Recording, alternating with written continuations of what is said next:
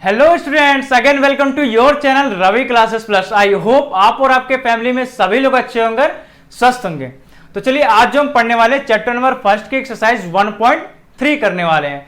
अब exercise start करने से पहले कुछ चीजें हैं जो हमें जाननी जरूरी है, लाइक एस्टिमेट्स वैल्यू क्या होते हैं, राउंडिंग ऑफ क्या होते हैं, नियरेस्ट क्या होता है। इन सब चीजों को पहले हम समझते हैं, देन हम एक्सरसाइज स्टार्ट करेंगे जिससे कि हम एक्सरसाइज को और इजी तरीके से कर सकते हैं। तो चलिए स्टार्ट करते हैं। अगर मैं एस्टिमेट्स की बात करूं, तो एस्टिमेट्स एक होता है एक लगभग, यानी कि एक अनुमान लगा सकते हैं। वो एग्जैक्ट डेटा नहीं हम बता सकते हैं कि हाँ ये 10 है तो 10 ही है, वो एग्जैक्ट नहीं बता सकते, हम एक लगभग बता सकते हैं। जैसे मैं आपको कुछ एग्जांपल के साथ समझाता हूं जिससे आप और अच्छे तरीके से समझ सकते हो एस्टिमेट वैल्यू क्या होता है। सपोज किसी स्टेट में बाढ़ आ गया, ठीक है, किसी स्टेट में बाढ़ आ गया, तो अब न्यूज आप जब भी देखोगे तो न्यूज में वो एंकर जो होते हैं वो यही बोलते हैं कि इस स्टेट में बाढ़ आने की वजह से लगभग 1000 लोगों की मृत्यु हो गई या लगभग 2000 लोग बाढ़ के साथ बह गए। वो एग्जैक्ट डेटा आपको नहीं बता सकते, वो हमारे एक एस्टिमेट वैल्यू होता है। दूसरे एग्जांपल के साथ मैं बात करूं तो आपको, अगर आप क्रिकेट मैच देखते होगे तो क्रिकेट मैच देखने के लिए दर्शक भी जाते हैं स्टेडियम में, तो वहां पे जो कमेंट्री करते हैं, जो कमेंटेटर होते हैं, उनकी बात को कभी आप सुनना, वो यही बोलते हैं कि आज की मैच को देखने के लिए लगभग 10,000 लोग आए हैं, लगभग 10,000 अटेंडेंट्स है आज के मैच के लिए। वो कभी एग्जैक्ट डेटा नहीं बता सकते हैं। क्यों नहीं बता सकते? सपोज आपने टिकट लिया था, आपके घर में कोई इंपॉर्टेंट वर्क आ गया इसलिए आप नहीं गए, तो ये एस्टिमेट वैल्यू ही होगा, वो एग्जैक्ट डेटा इसलिए नहीं बता सकते। अब बात करते हैं क्वेश्चंस की, कुछ एग्जांपल के साथ करते हैं। जो हमारा क्वेश्चन दे रखा है nearest tens by rounding off, इन क्वेश्चंस को हम एग्जांपल के साथ करेंगे। एग्जांपल के साथ करने से क्या होता है कि आपको और अच्छे तरीके से समझ में आता है और इजी में थोड़ा इजी हो जाता है कोई भी क्वेश्चन अगर हम एग्जांपल के साथ करते हैं। तो चलिए इसे हम करते हैं, आज स्टार्ट करते हैं। Estimating to the nearest 10 by rounding off. Estimating आपका क्या होता है? अनुमान। एक आपका लगभग वैल्यू हो जाती है, एक अनुमान लगाते हैं कि हाँ इतना वैल्यू है, ठीक है। अब बात करते हैं नियरेस्ट टेंस की। नियरेस्ट टेंस की बात करते हैं। मैंने आपको कोई डिजिट, पहले एक बेसिक चीज जान लेते हैं इसका। 0 1 2 3 4 5 6 7 8 9 एंड 10, ठीक है। अगर मैं बात करता हूं कि 1 2 3 4, इसका जो नियरेस्ट वैल्यू होगा, जो नियरेस्ट राउंडिंग ऑफ होगा, वो क्या होगा? 10 होगा या 0 होगा? तो आप देखते ही बता दोगे सर कि जो 1 2 3 4 का जो नियरेस्ट वैल्यू होगा, जो नियरेस्ट राउंडिंग ऑफ होगा, वो ऑब्वियसली 0 ही होगा आपका। ये आप देखते ही बता दोगे कि सर इसका जो नियरेस्ट होता है वो 0 ही होता है। अब बात करते हैं, अब 5 की बात करते हैं। अब 5 को देखो आप कि 0 1 2 3 4 4 और 6 7 8 9 10, इन दोनों के बिल्कुल बीचों बीच में है ये, ठीक है। इन दोनों के बिल्कुल बीचों बीच में ये वैल्यू है। तीसरे हम अभी फाइंड नहीं कर सकते कि नियरेस्ट इसमें इसका है या नियरेस्ट इसका है। अब इससे हम फाइंड करते हैं 6 7 8 9 का। अब 6 7 8 9 को मैं पूछता हूं कि बच्चों इसका जो नियरेस्ट वैल्यू होगा 10 होगा या 0 होगा, जो राउंडिंग ऑफ होगा वो 10 होगा या 0 होगा? तो आप देखते बता दोगे कि सर ये तो आपको सिंपल सी बात है सर, 10 ही होगा, क्योंकि अगर इधर जाते हैं तो हमें ज्यादा लंबा कि 1 2 3 4 5 6 पे आ गया, यहाँ पे 1 2 3 4 पे आ गया यहाँ पे, तो आपको जो नियरेस्ट वैल्यू होगा वो 10 होगा। राउंडिंग ऑफ जो होगा 10 होगा, किसका? 6 7 8 9 का, ठीक है। अब बात करते हैं 5 का। अब 5 को देखते हैं, हमारे 5 का जो नियरेस्ट आने वाला वो क्या होता है। मैं आपको ऐसे एक एग्जांपल दे बताता हूँ। सपोज ये आप हो, ठीक है, ये आप हो, ठीक है। आपको मैंने दो चीजें बताई कि आपको बोला ना कि सामने वाले बंदा आपको 10 रुपीज दे रहा है और पीछे वाला बंदा आपको कुछ नहीं दे रहा है, तो आप किधर की तरफ जाओगे? आप किधर की तरफ जाओगे? ऑब्वियसली आप आगे की तरफ जाओगे, कि जो बंदा आपको 10 रुपीज देगा आप उधर ही जाओगे। जो 0 देगा उससे तो आप उसके पास तो जाओगे ही नहीं।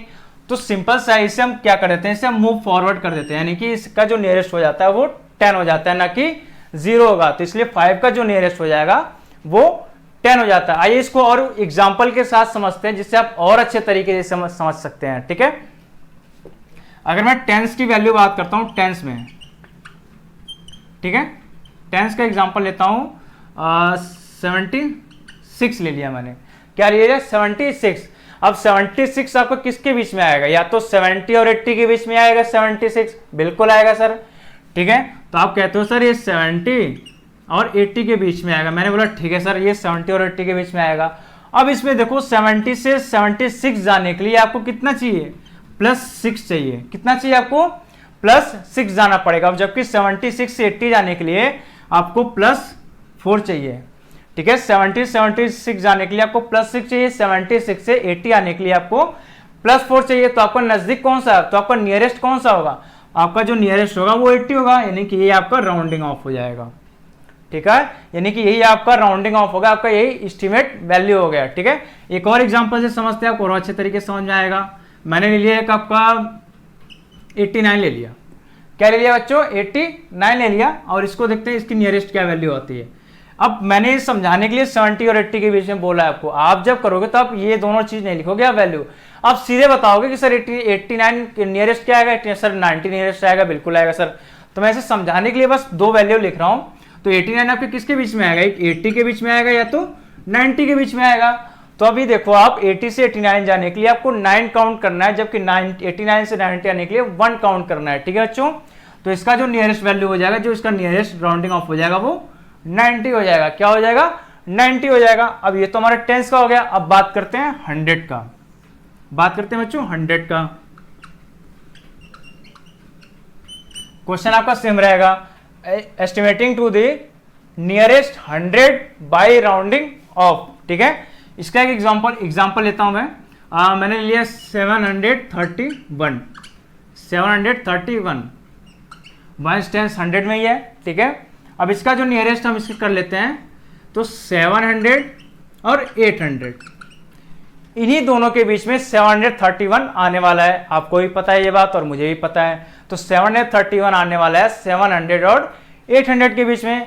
अभी आप जो नियरेस्ट 700 से 731 जाने के लिए आपको कितना काउंट करने, 31 करने पड़ेंगे, जबकि 731 से 800 आने के लिए 31 से ज्यादा करने पड़ेंगे, ठीक है। तो आपको जो आपका नियरेस्ट राउंडिंग ऑफ हो जाएगा वो आपको हो जाएगा 700, क्योंकि ये आपका नियरेस्ट वैल्यू है, ये आपका राउंडिंग ऑफ हो जाएगा।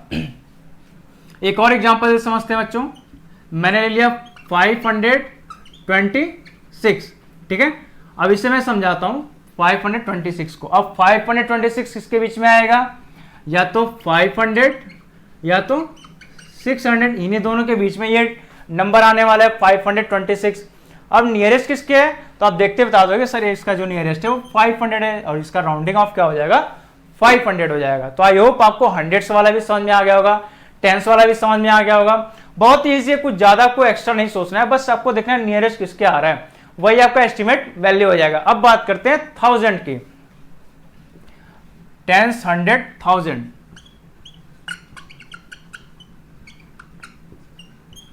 ठीक है। अब बात करते हैं हम 1000 की। मैंने 1000 के लिए आपको एग्जांपल ले लिया 8342, मैंने एग्जांपल ले लिया। अब मैं बोलता हूं कि बच्चों बताओ ये किसके बीच में आएगा, तो आप बोलोगे सर या तो ये 8000 एंड 9000, इन्हीं दोनों के बीच में 8342 आने वाला है, ठीक है। अब देखो नजदीक किसके है, नियरेस्ट किसका है, नियरेस्ट आपका 8000 से ही आएगा, क्योंकि 8000 से 8342 में जाने के लिए आपको ओनली 342 टाइम्स काउंट करने, या 342 इसमें ऐड करोगे तो इतनी वैल्यू आपकी आ जाएगी। बट 8342 में 9000 आने के लिए आपको ज्यादा वैल्यू की जरूरत पड़ेगी, ज्यादा एडिशन आपको चाहिए। तो इसलिए आपको जो नियरेस्ट आपका राउंडिंग ऑफ हो जाएगा वो कौन सा हो जाएगा, 8000 हो जाएगा, ठीक है बच्चों। एक और एग्जांपल के साथ समझते हैं इसको। मैंने ले लिया 5376, ठीक है। अब ये किसके किसके बीच में आने वाला है बच्चों, या तो ये 5000 एंड 6000, इन्हीं दोनों के बीच में आने वाला है, ऑब्वियसली इन दोनों के बीच में आएगा।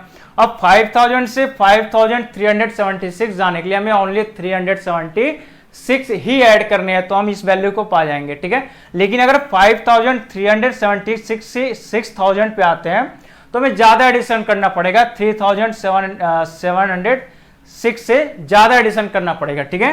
तो हमारा जो नियरेस्ट वैल्यू हो जाएगा, जो हमारा राउंडिंग ऑफ हो जाएगा, वो हमारा 5000 हो जाएगा, ठीक है बच्चों।